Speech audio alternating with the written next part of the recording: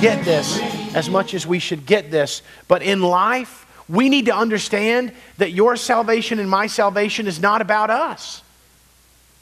It's about Him. And so it's the difference than living a life going, I'm trying to do good, I'm trying to do right, I'm trying to behave, I'm trying to go to church, I'm trying to be nice, I'm trying to say good things, I'm trying to stay positive, but I keep feeling like I keep falling flat, messing up, doing wrong, falling short. That's not the gospel. The gospel is, before I did anything, before I believed anything, before I thought anything, Jesus decided that I would be righteous. Jesus died so that I would be righteous. Jesus gave Himself so that I and you could be righteous. And then when I opened up the opportunity for that with my faith and belief in Him, all that He had already done for me started happening.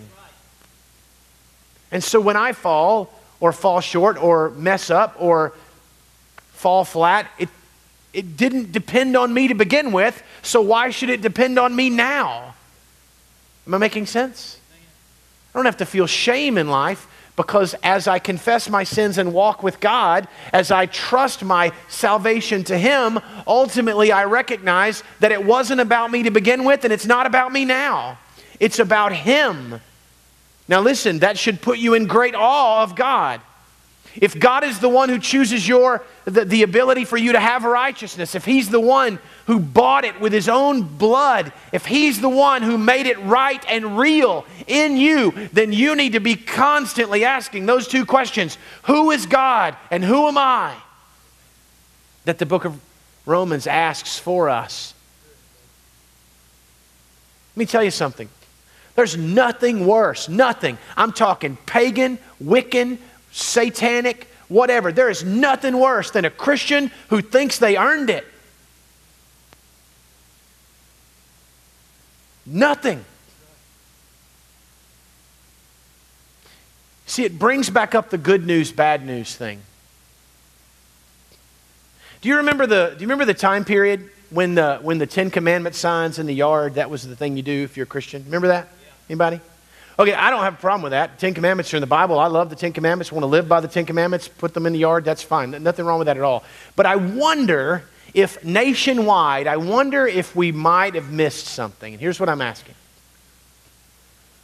When I put the Ten Commandments in my yard, why? Because, and please hear me what I'm saying. Please hear me what I'm saying. You misunderstand what I'm saying and you'll get up and walk out. So don't do that. So listen to what I'm saying. The Ten Commandments are not good news, they're bad news. If you read what the New Testament says about the law is bad news. You know what the Ten Commandments are? The statement of fact of God's holy righteousness and expectation.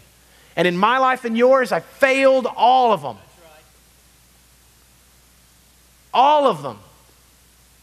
Some of you might say, well, I didn't do that one. But Jesus makes it hard on you. He goes, you ever hated somebody or wished badly on somebody or just stayed angry with somebody for too long? That's the same as murder. That's what Jesus said. You broke it. Some guy might go, well, I didn't kill nobody. Jesus says, yeah, you did. You might say, well, I didn't sleep with somebody I wasn't married to.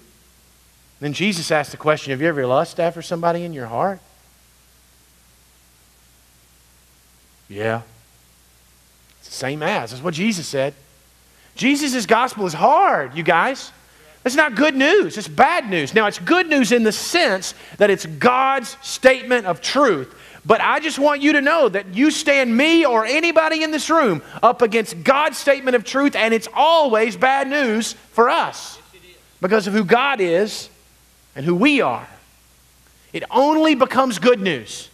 It only becomes good news when Jesus lives a life by the power of God and attains that selfless, beautiful, wonderful perfection and innocence, and then donates that innocent life on the cross to die as the perfect sacrifice for all of those out there who failed like me. Yes, that's right. That doesn't make the Ten Commandments good news. It makes the truth of Jesus good news. Amen. Over the law, over all of those things.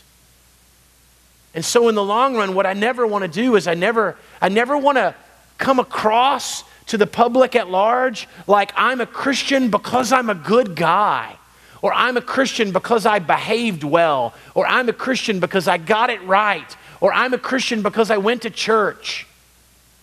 That's hooey. And it's a wonderful lie of Satan to convince that man or woman out there who might be interested in who God is and might even have a decent understanding of who they are. But the problem is a lot of times they don't know who we are. And so when they think there's God, He's perfect and distant, and here I am, I'm broken and lost, but there's the church and they're all good people. I'm not. We got to make sure that the gospel we preach is a gospel that's based on the power of God to redeem the sinner, not the power of a man or a woman to behave right. That's the gospel.